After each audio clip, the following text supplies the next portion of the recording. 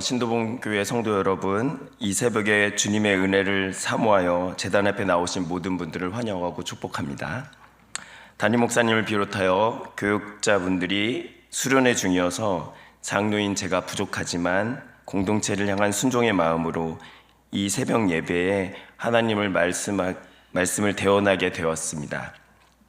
교육자분들이 수련회 기간 동안 영육 간에 온전한 힘을 얻고 성령의 크신 은혜를 공급받아 돌아올 수 있도록 더 많은 기도 부탁드립니다.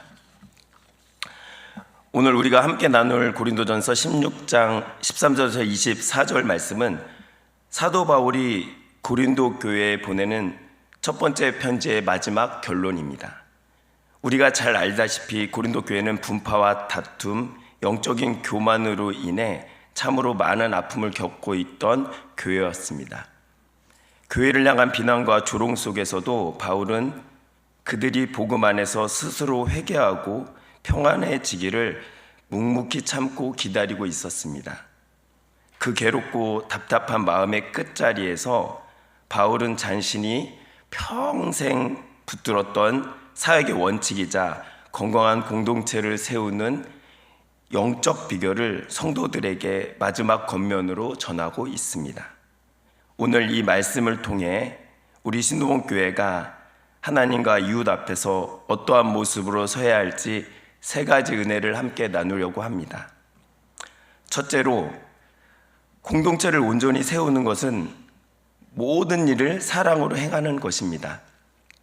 본문 13절, 14절에서 바울은 깨어 믿음에 굳게 서서 남자답게 강건하라, 너희 모든 일을 사랑으로 행하라고 강력하게 권면합니다.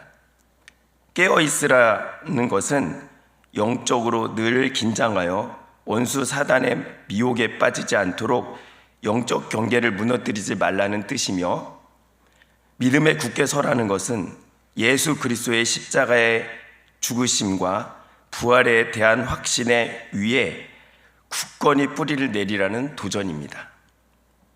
그런데 본문을 가만히 묵상해 보면 한 가지 흥미로운 점을 발견할 수 있는데, 바울은 강건하라며 세상의 군사처럼 강함을 선포한 직후 곧바로 모든 일을 사랑으로 행하라고 결론을 짓습니다. 왜 강함을 말한 뒤에 사랑을 요구할까요? 성경이 말하는 진짜 강함은 내 주장과 생각을 밀어붙이는 세상의 강함과 다르기 때문입니다. 하나님이 말씀하시는 참된 강함은 끝까지 사랑할 수 있는 영성입니다. 쉽게 화를 내거나 타인을 판단하는 것은 누구나 할 수 있는 쉬운 일입니다. 그러나 나를 비난한 자를 용서하고 끝까지 품어주는 사랑은 오직 성령님께 붙잡힌 사람만이 할 수 있는 영적인 능력입니다. 고린도 교회가 겪었던 모든 다툼과 분열은 결국 사랑의 결핍에서 시작되었습니다. 우리의 믿음의 열매는 반드시 사랑으로 증명되어야 합니다. 우리 믿음의 열매는 반드시 사랑으로 증명되어야 합니다. 우리 신동교회 모든 봉사와 섬김이 인간의 능력이 아니라 오직 사랑으로 행해져서 공동체를 살리고 사람을 변화시키는 통로가 되기를 주님의 이름으로 축복합니다. 둘째로, 영적으로 성숙한 성도는 하나님의 질서를 존중하며 성도를 섬기기로 작정한 사람입니다. 본문 15절에 바울은 스데바나라는 인물을 언급합니다. 그는 아가야 지역에서 가장 처음으로 복음을 받아들인 귀한 첫 열매였을 뿐만 아니라 그의 온 집안이 성도 섬기기로 작정한 축복된 가정이었습니다. 작정하고 섬긴다는 것은 신앙의 큰 성숙을 의미합니다. 이기적인 사람은 늘 자기 유익만을 구하며 공동체를 불편하고 답답하게 만들지만, 섬기기로 작정하고 다가오는 사람은 만나는 모든 이에게 기쁨과 은혜를 흘려보냅니다. 이미 섬기겠다고 결심을 하고 행하는 그들의 태도 자체가 공동체의 웃음과 즐거움을 불러오는 것입니다. 오늘 이 기도의 자리에 나오신 모든 성도님들이 섬기기로 작정한 사람들이 다 되시기를 축복합니다. 이어서 바울은 16절을 통해 이 같은 사람들과 함께 일하며 수고하는 모든 사람에게 순종하라고 권면합니다. 이는 교회가 하나 되어 하나님의 선한 일을 이룰 때 영적인 질서의 보조를 맞추라는 뜻입니다. 신앙이 성숙해질수록 자기 생각을 앞세우기보다 하나님이 세우신 질서를 존중하게 됩니다. 맹목적으로 사람을 추종하는 것이 아니라 연약한 사람 뒤에 역사하시는 하나님을 전적으로 신뢰하기 때문입니다. 우리 신동교회 모든 성도와 가정이 스데바나 집안처럼 성도 섬기기를 작정하고 교회의 영적 질서의 순종으로 하나님의 나라인 신도몬교회를 잘 이루어 가기를 소망합니다. 셋째로, 우리는 주님과 성도들의 마음을 시원하게 해주는 진실한 교제를 만들어 가야 합니다.